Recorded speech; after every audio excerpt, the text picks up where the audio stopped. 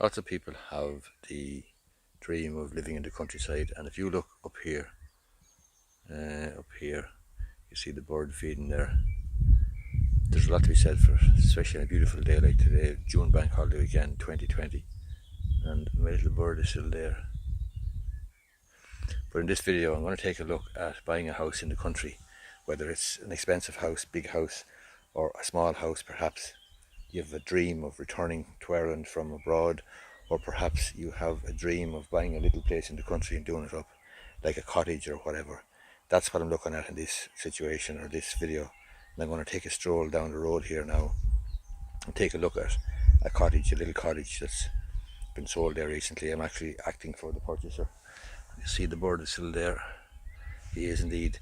I'm acting for the purchaser, and I'll just walk through a number of considerations that you need to consider when you are looking at a house in the countryside, especially the likes of a cottage, and especially the likes of a one-off house in the country, where you're not going to have the developed services that you'd have in a town or a village or in a housing estate, for example. So we'll do that now. We'll take a walk down the road and just have a look. Okay, the first and most crucial thing you need to consider buying a house in the country where it doesn't have well-developed services or housing estate or anything of that nature is the question of roads and services. So obviously it's absolutely critical that the property is serviced with mains, sewage and some sort of water, well, not main sewage, but some sort of sewage situation, some method by which to deal with sewage and deal with, obviously have a provision of water. You also need then to have legal access to the property and not some sort of a right of way or some sort of an implied or express right of way. Obviously an express right of way would be okay. The bottom line is the road abutting the property that you're looking at in charge of the local authority? If it is, that's what you want. So I'm going to step out onto this road here now. I will take a look. So this is the road I'm going down, alright? I'm going to walk down this way and we're going to take a look at a little cottage. Okay, I'm just walking down the road here now, and the key thing is this road in charge of the local authority? It's the road I live on, so I know it is, but that's a key question you need to ask when you're looking at a property in the country. Is the road abutting the property in charge of the local authority? Okay, I'm just approaching the property now. It's a small little cottage. It's an executor sale where the lady who lived here for many years, a neighbour of mine, has passed away. It's a small cottage, and there's 2 or 3 things you need to be careful about. We're going to have a look at those now. So you take a look there behind me. This is the property sold there locally by Edward Carey Property in Enfield. But you'll see the property behind me there out through the hedge, and the couple of things you need to consider. Firstly, the planning situation. What is the story with planning for the property? Was there any extensions or development carried out that might require planning permission? As it happens, this property is pre-63. Anything that's pre-63 predates the planning laws and therefore doesn't require planning permission. But you would need to satisfy yourself that the property that you're buying, if you are buying one like this, does actually have some sort of a certificate or some sort of proof that it was built pre-1963. If it was, then you don't require planning permission. However, any subsequent development that might have been carried out, for example, maybe a little kitchen extension or a conservatory or something of that nature, an extension indeed to the dwelling itself, to the cottage, is going to require planning permission. So that's something you need to check out. Second thing you need to consider carefully is sewage.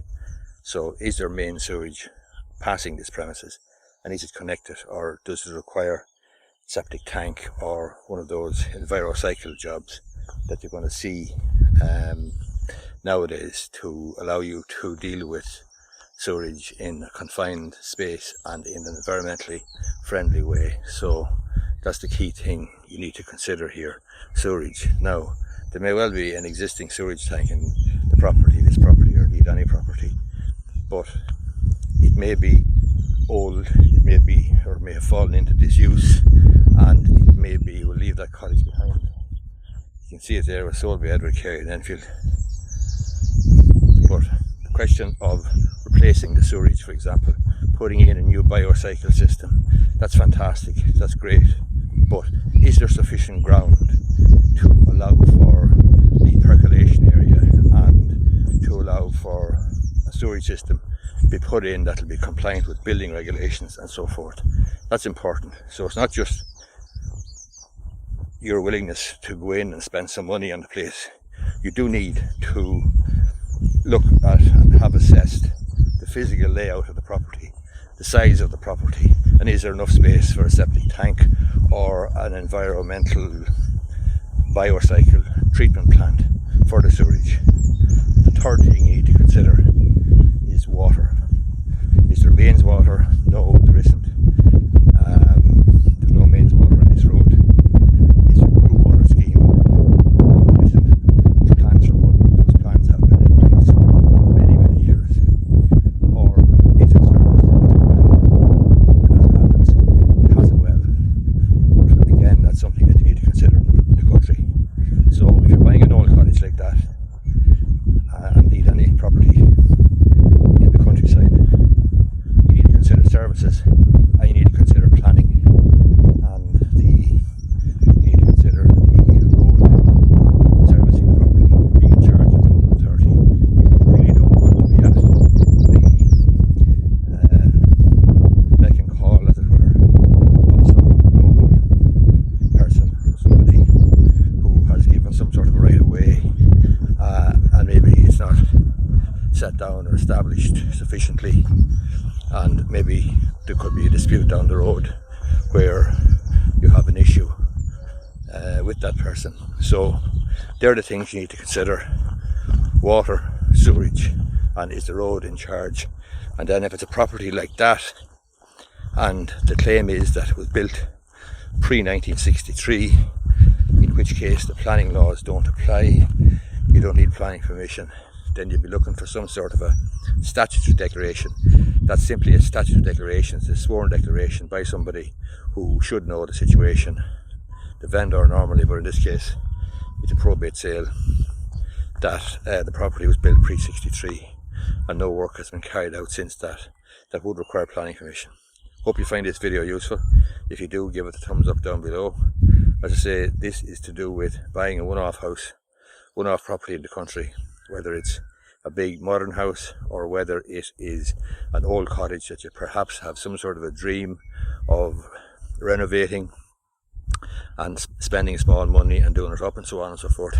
That's grand, but you do need to be careful and make a couple of basic inquiries, basic checks in the first instance. As I say, if you find this video useful, give it a thumbs up down below, and you may be interested in subscribing to my YouTube channel. Thanks.